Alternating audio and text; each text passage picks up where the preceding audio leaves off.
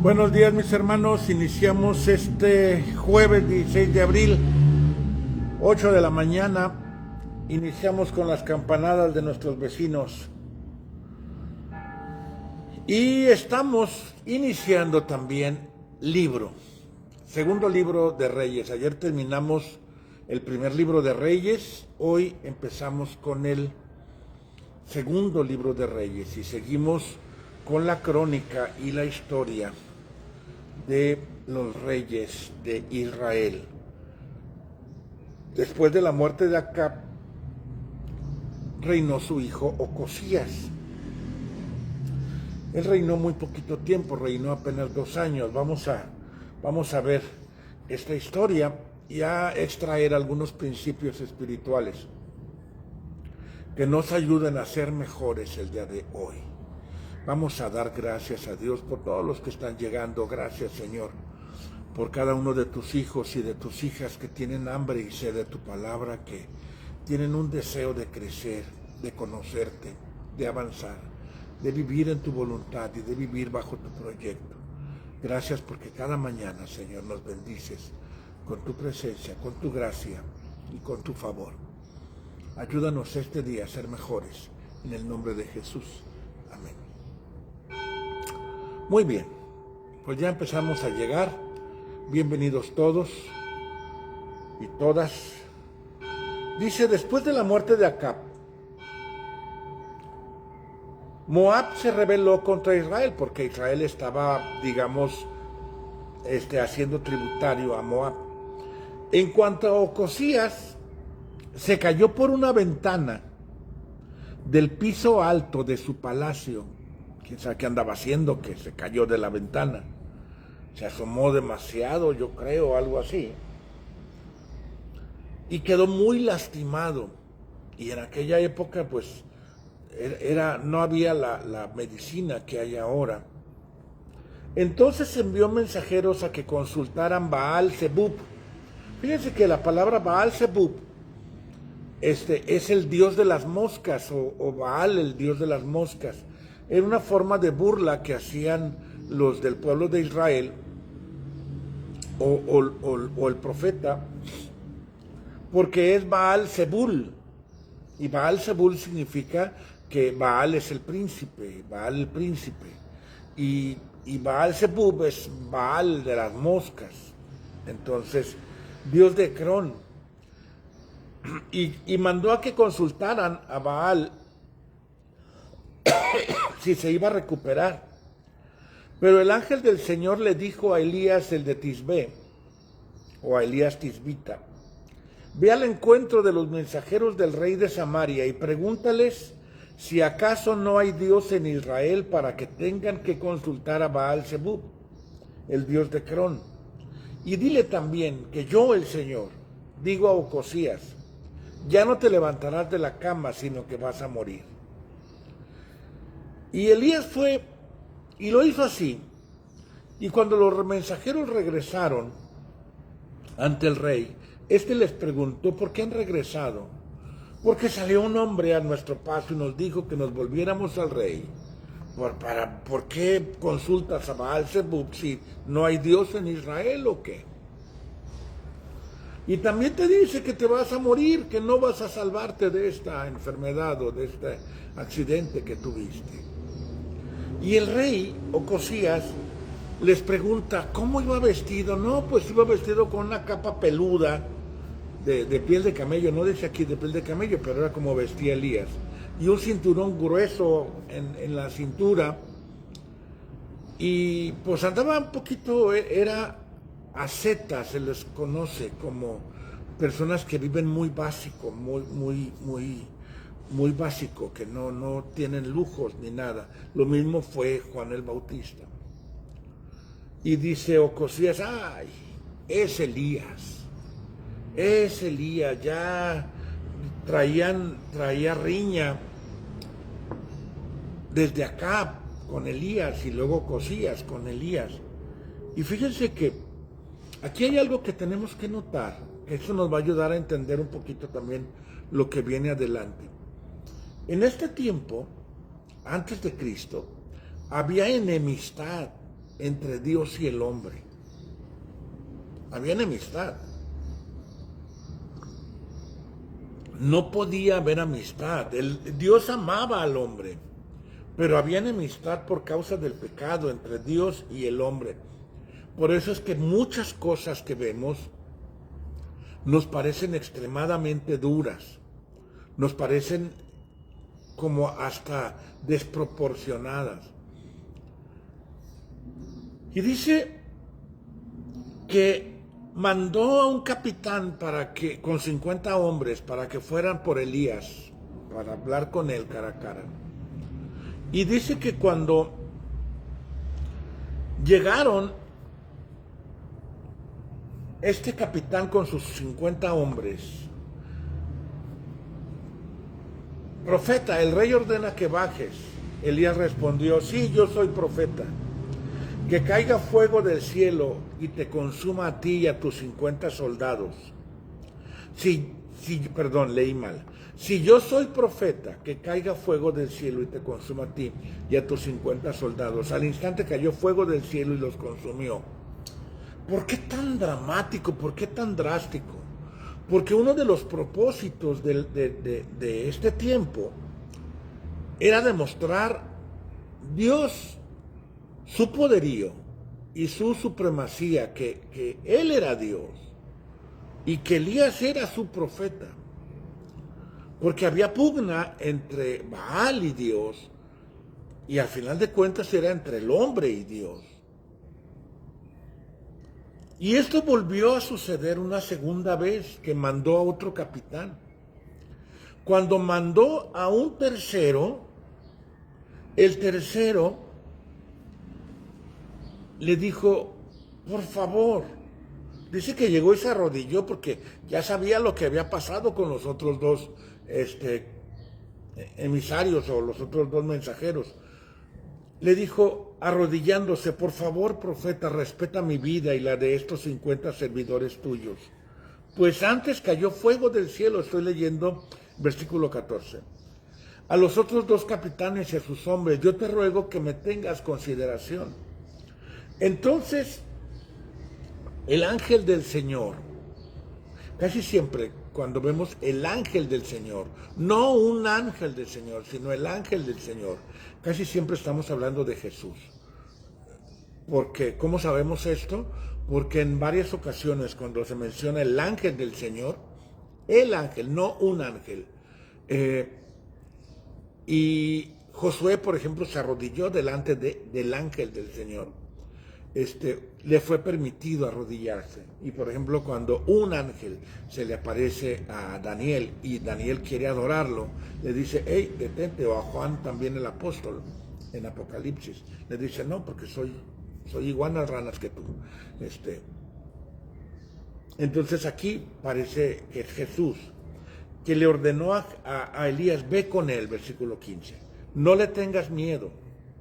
Elías bajó y fue con el capitán a ver al rey, porque como que la idea original era matarlo.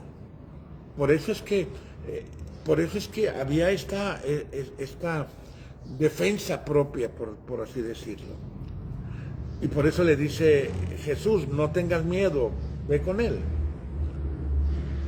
Y le dijo, versículo 16, y le dijo, así dice el Señor, puesto que enviaste mensajeros a consultar a Baal-Zebub, el dios de Crón, como si en Israel no hubiera Dios a quien consultar, ya no te levantarás de la cama, sino que vas a morir. Y en efecto, Ocosías murió, tal como el Señor lo había dicho por medio de Elías.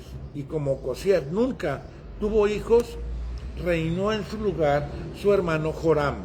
Esto fue en el segundo año del reinado de Joram, hijo de Josafat, es decir, eran dos Josaram. Y el resto de la historia de Ocosías está escrito en el libro de las Crónicas. Esto vamos a volver a repetirlo cuando leamos Crónicas. Y así fue el reinado de Ocosías. 2 años duró solamente porque no tenían el favor de Dios y no tenían la bendición de Dios. Fíjense que voy a hacer un pequeño paréntesis, aprovechando que el capítulo 1 estuvo muy cortito. No sé si notaron el día de ayer y en estos últimos días, nuestra hermana Laurita ha hecho comentarios muy interesantes en la transmisión. Yo normalmente no los puedo ver los comentarios. Me dice, por ejemplo, aquí que Carmen Infante lo está viendo, que Andrés lo está viendo. Veo algunas burbujitas, no conozco a todos.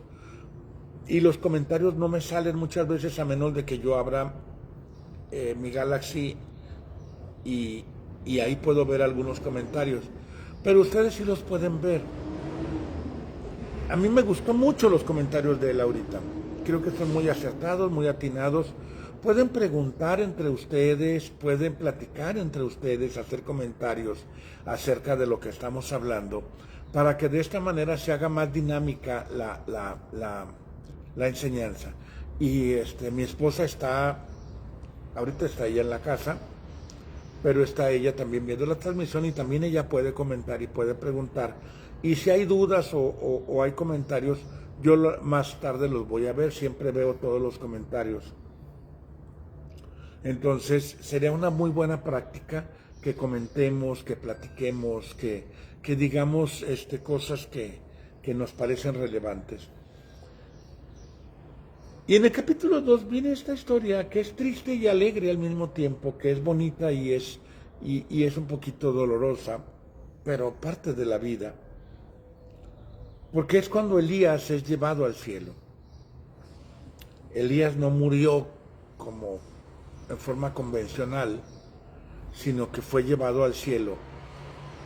Y igual que Enoc, igual que Jesús. Y Elías es uno de los profetas íconos, a pesar de que no fue en Judá, fue en Israel, pero es uno de los profetas icónicos, muy importantes. Y dice versículo 1 que cuando llegó el momento en que el Señor iba a llevarse a Elías al cielo en un torbellino, Elías y Eliseo salieron de Gilgal. Y Elías le dijo a Eliseo, quédate aquí, porque el Señor me ha enviado a Betel. Pero Eliseo le contestó, juro por el Señor y por ti mismo que no voy a dejarte solo. Porque ya sabían los dos. No lo hablaban abiertamente, pero ya sabían. Porque todo lo que Dios hace lo va revelando a sus siervos. Eso dice la Escritura.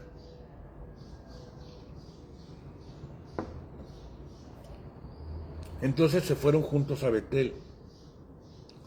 Pero los profetas que vivían en Betel salieron al encuentro de Eliseo y le dijeron, ¿sabes que el Señor va a quitarte hoy a tu maestro? Sí, ya lo sé, contestó Eliseo. Pero ustedes no digan nada. Quiero notar en esta historia algo importante. Lo primero es que había profetas en Betel. Y vemos que a lo largo del trayecto que hace, salen profetas. Es decir, sí había profetas en el pueblo de Israel. Pero Elías, en el tiempo que le agarra la depre, decía solamente yo he quedado. Y aquí hay algo importante que notar, que cuando estás deprimido, que cuando estás cansado emocionalmente y mentalmente, se distorsiona la realidad.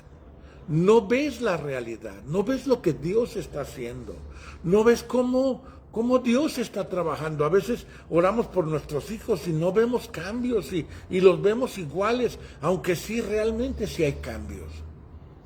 A veces oramos por la iglesia, bueno, los pastores oramos por la iglesia y nos desesperamos porque no vemos cambios, porque quisiéramos un cambio totalmente radical.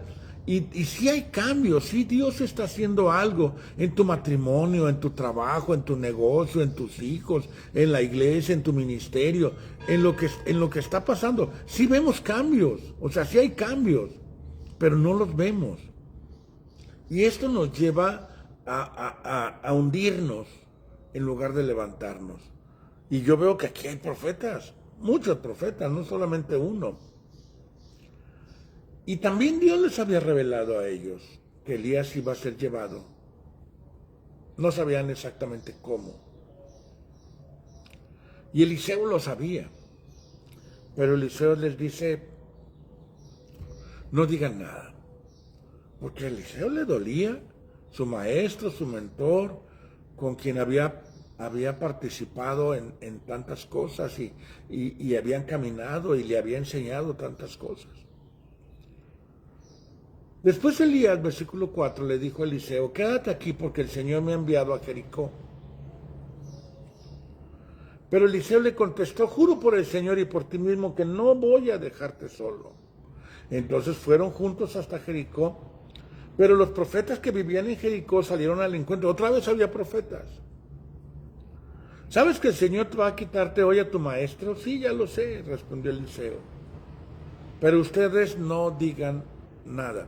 Incluso, vamos a verlo eso más tarde, había una escuela de profetas, había un instituto bíblico para aquellos que tenían el llamado a ser profetas.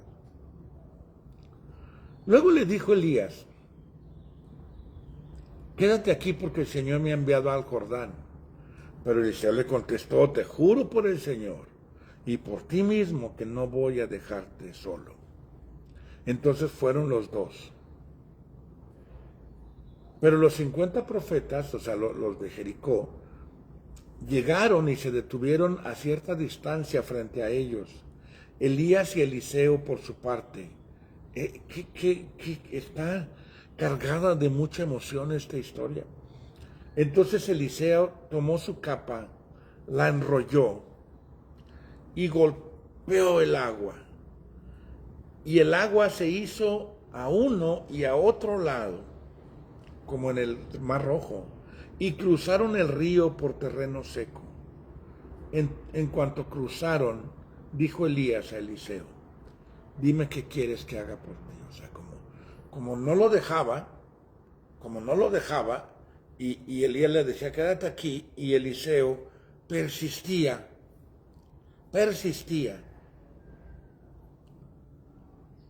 Elías dijo, quiere algo, pues dime qué quieres.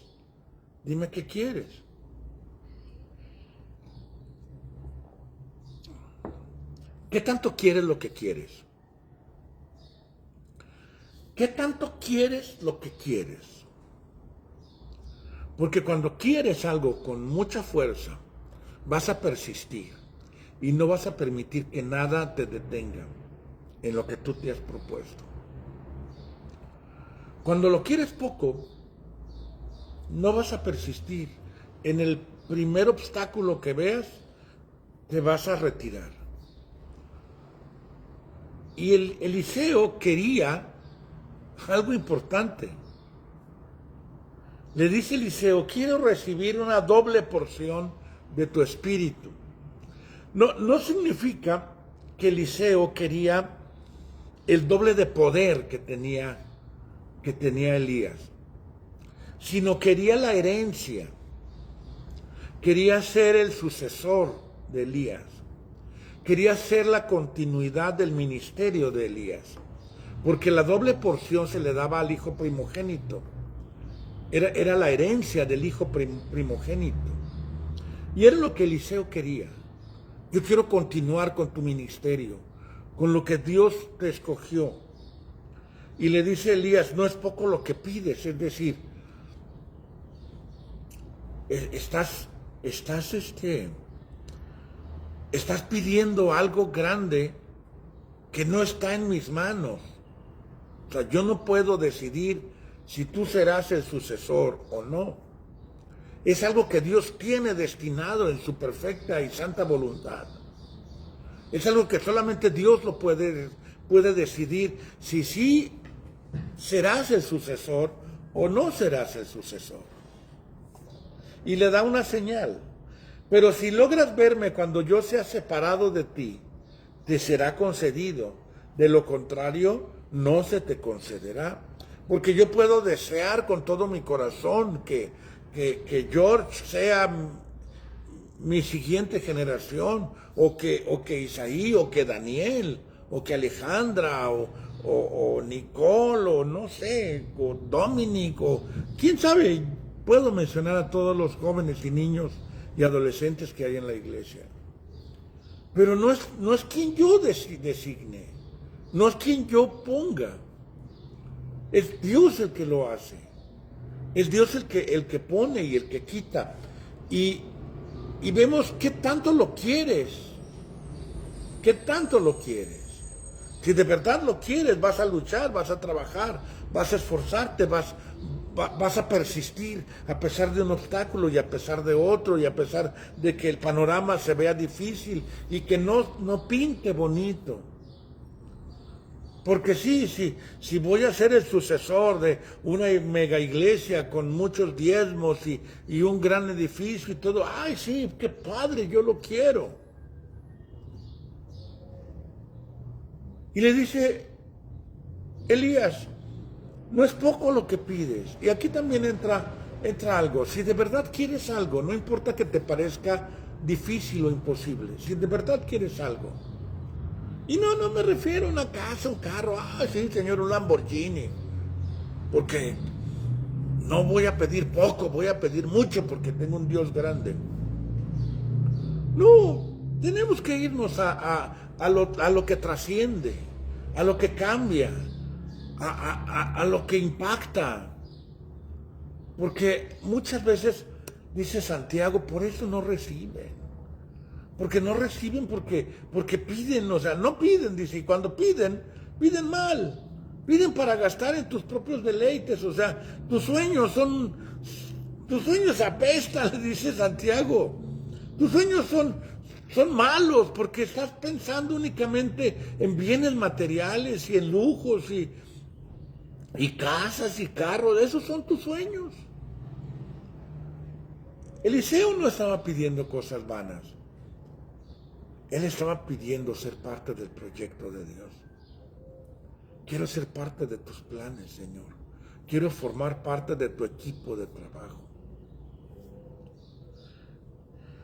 Y mientras ellos iban caminando y hablando, ¿de qué hablaban? ¿Quién sabe? Pero iban caminando y hablando. Caminando y hablando. Y Eliseo tratando de extraer hasta la última gota de la sabiduría, de la enseñanza, de todo lo que tenía Elías en su corazón. De pronto apareció un carro de fuego con caballos, también de fuego, que los separó. Y Elías subió al cielo en un torbellino. Fíjate que Elías no se fue en un carro de fuego, Elías se fue en el torbellino. El carro de fuego los separó solamente. Qué impresión ha de haber sido, ¿no? Qué impresión ha de haber sido para Eliseo esa experiencia. Y qué bonito ha de haber sido para Elías ser llevado de esta manera, como en el arrebatamiento.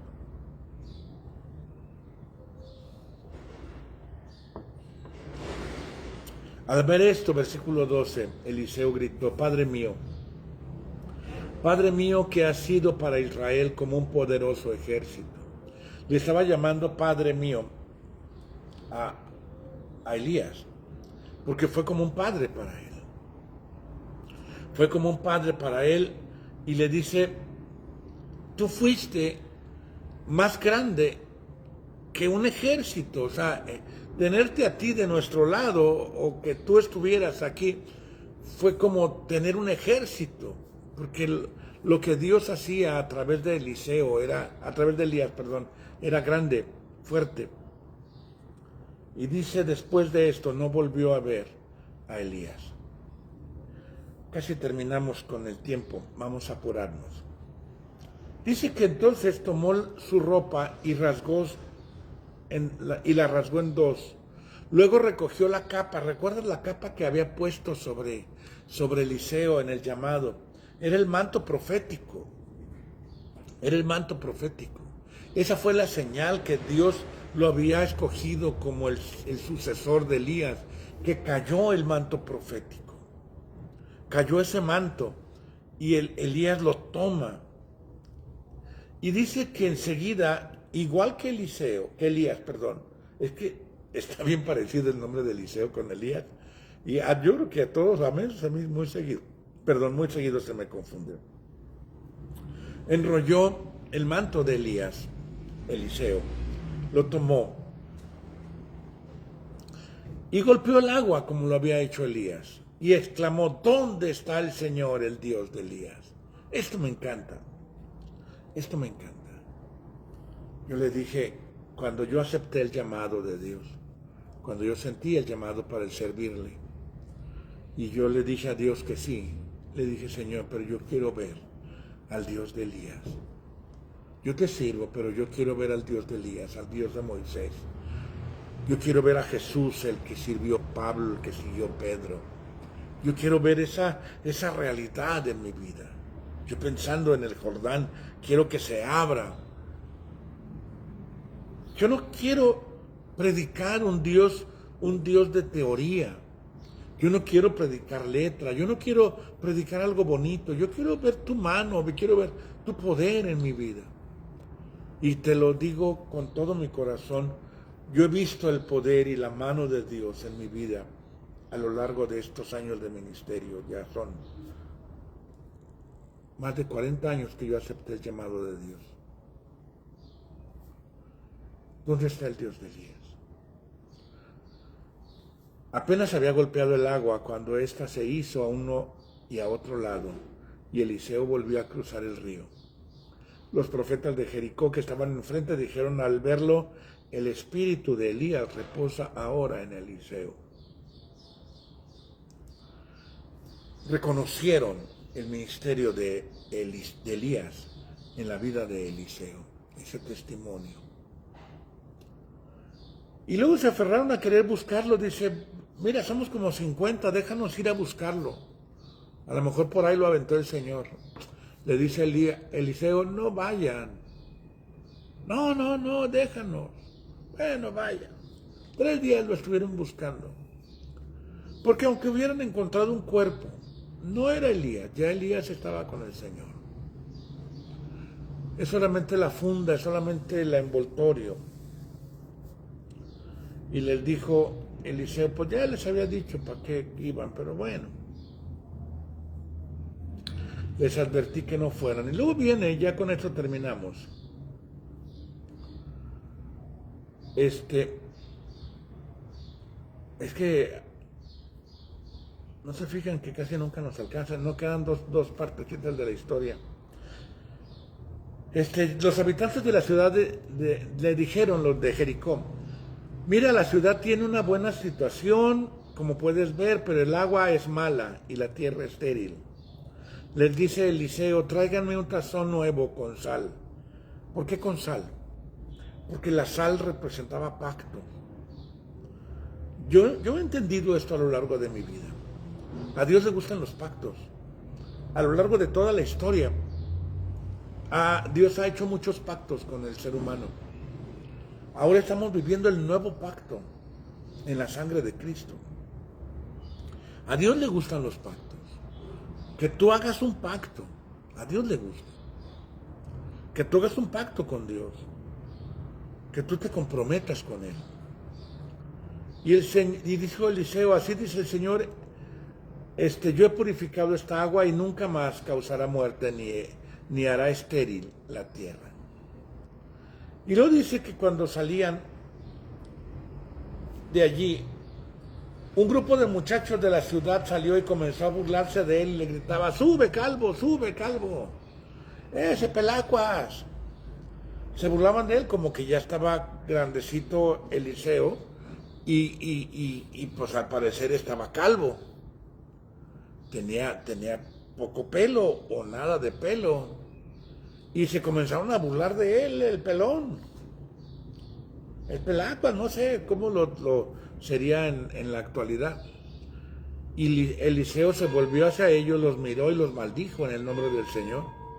Al instante salieron 2 osos del bosque y despedazaron a 42 de ellos. Eran muchos, como que era una pandilla. Era una pandilla, era un grupo de maleantes, de personas malas. No sé si querían hacerle algo a Eliseo, pero pues le estaban haciendo bullying y posiblemente querían dañarlo también. Y Dios respaldando a su siervo. Recuerda, había enemistad entre el hombre y Dios. Dice que luego de ahí Eliseo se fue al Monte Carmelo y de allí regresó a Samaria. Y ya vamos a ver adelante la historia y el ministerio de Eliseo, que fue muy impactante también. Tiene historias muy, muy interesantes que nos van a dejar grande enseñanza. Pues mañana es viernes, último día de la semana de lectura. Mañana leemos 3 y 4 y vamos a ir avanzando. Entonces vamos a terminar con esto.